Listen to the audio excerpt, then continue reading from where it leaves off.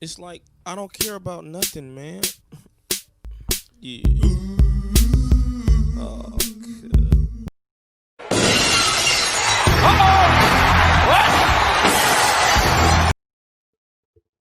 What?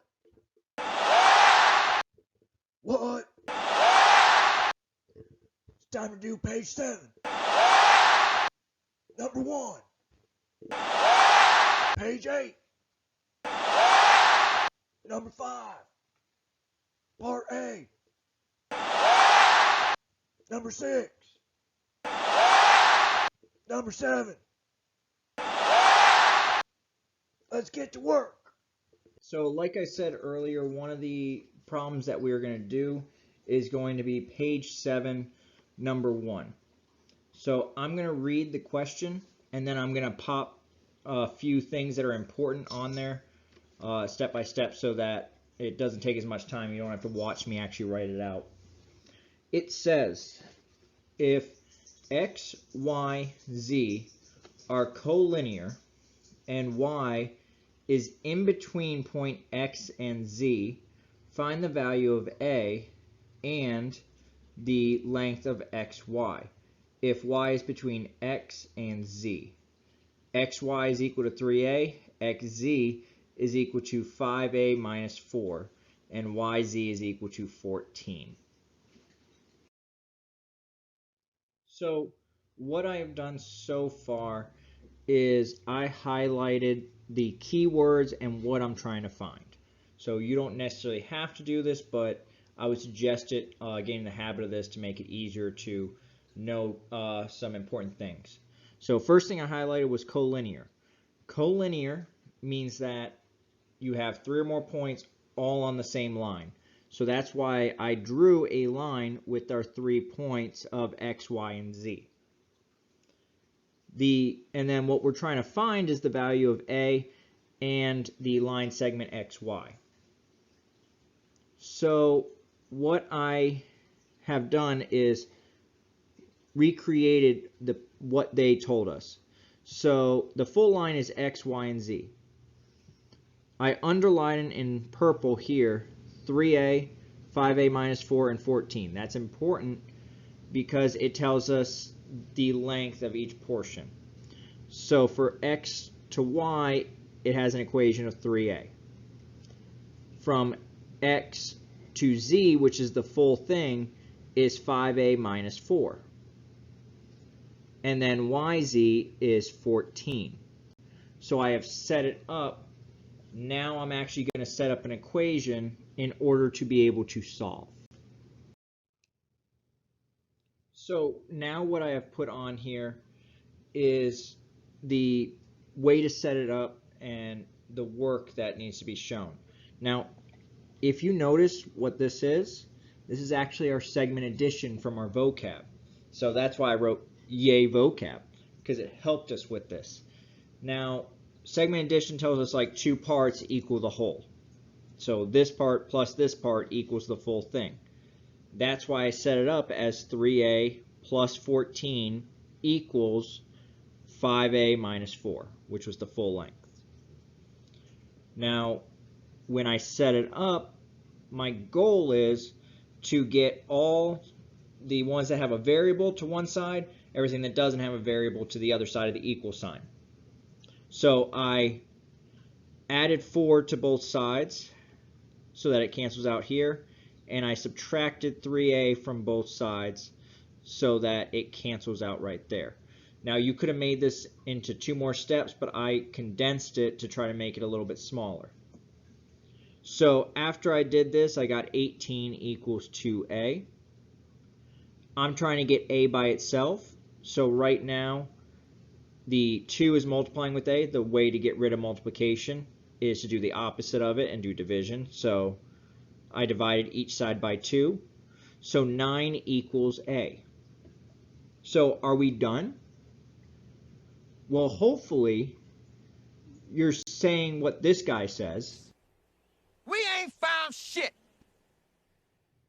So the reason why we're not done is because it wants us to find not only the value of a, but the length of the line segment of xy.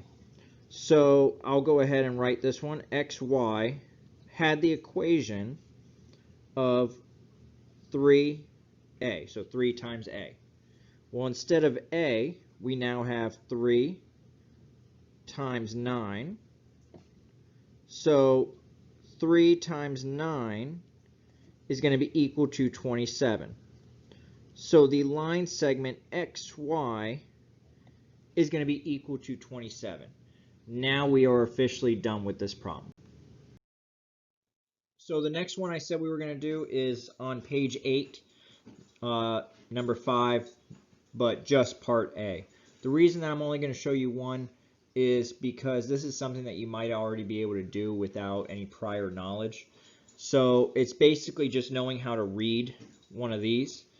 It's wanting to know what type of angle FGK is. So FGK, that's the angle inside here. So we want to see how many degrees it is. So the main thing you want to do is just see where one of the lines is and then basically subtract where the other one is to know. So you either choose both of them from the top or both of them from the bottom for which ones that you subtract together. So I'm going to do a little bit of movie magic and make it so you can see my work. So here's the work. Wow. You notice it's not much. I took the one line and noticed it was at 135. The other one here was at 50. I subtracted them and got 85. So I chose it to be an acute angle because acute is when it is greater than 0 but less than 90. So 85 is in fact less than 90, which makes it acute. So next we got number 6 on the same page. I'm going to read it to you, then I'm going to go through the important stuff with a little edit. It says if angle MFG and angle EFN are vertical angles and the measure of angle MFG is equal to 7x minus 18 and the measure of angle EFN is equal to 5x plus 10, then, and then we have a part A and a part B. Part A says, what can we say about angle MFG and angle EFN that will help us determine their measure? Okay, so now I've already filled it in. I highlighted vertical angles. That's very important here. That's one of our vocab words. Now, to answer this, since they are vertical angles, we know they are congruent. Hopefully you remember that the word congruent is just a fancy word for equal. So what I wrote is they are vertical angles, so they are congruent. So if I know that they're equal, that's how I'm going to set it up. So for part B, I'll post it up here in just 1 second, and you'll notice that I just set them equal to each other. So they were now set equal to each other. So I did 7x minus 18 equals 5x plus 10. That was the two equations for the two angles. So remember, we want to get variables to one side of the equal sign and anything that doesn't have a variable to the other side. So on this side I added 18 to both sides, and on this side I subtracted 5x from both sides. That gave me 2x equals 28. I'm trying to get x by itself, so I divide each side by 2 to get rid of this right here. So 28 divided by 2 equals 14. Now I know you read the question. It said determine the measure of angle MFG and the angle EFN. I highlighted that because it's saying that's what we're trying to find. Yes, it's good to find x, we do need it, but that's not we're not done once we found x. So I actually have to plug it in. So here I went ahead and just chose EFN as the one I plugged it into. It doesn't matter which one you would have done. But the original equation was 5x plus 10. Instead of x, I made it 14. So I have 5 times 14 plus 10. 5 times 14 is 70. So now 70 plus 10 is 80 degrees. So I don't want you to do more work. So the one thing you got to remember, if they were congruent to each other, which means that they're equal, if I found one, I found both. So both angles are equal to 80 degrees. And the last problem for this video is going to be number 7 on that same page, page 8. This one says if angle ACB and angle ACE are linear pairs and the measure of angle ACB is equal to 5x plus 25 and the measure of angle ACE is equal to 2x plus 29, then, well, part A says determine what the measure of angle ACB plus the measure of angle ACE is. So I'll give us some nice movie magic. Wow. Okay, so this looks like a lot, but I'm going to go over each thing. You notice that the one thing that I highlighted up here was linear pair. That was one of our vocab words. Now, a linear pair is when you have two adjacent angles and they make a line. So adjacent just means they're next to each other and touching. So these two, if it form a line, so that means it has to equal 180. So the answer for part A is 180 degrees. Those two angles added together will have to equal that. Part B wants us to find the measure of both the angles. So when I did this, since we know they have to add up to 180, I took both equations and set it equal to 180. First, I combined my like terms, so anything with a variable of the same variable got added together. Everything that did not have the variable got combined. So now I had 7x plus 54 equals 180.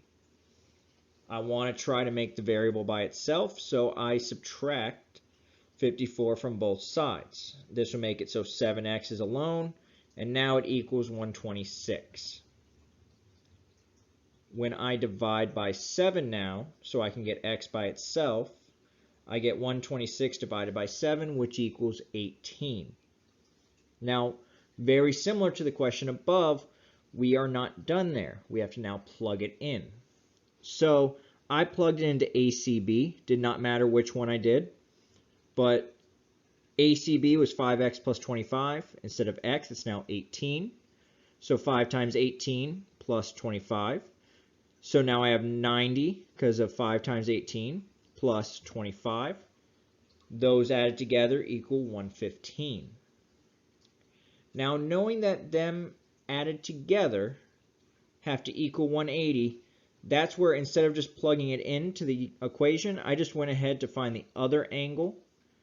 I just did 180 minus 115, which is 65. So angle ACB is 115, angle ACE is 65. And now I would have got 65 as well if I would have just plugged it into this equation of 2x plus 29. That's the end of the video. So I'm going to check this off. And I'm also going to tell you to do some homework. Page 4, all of it.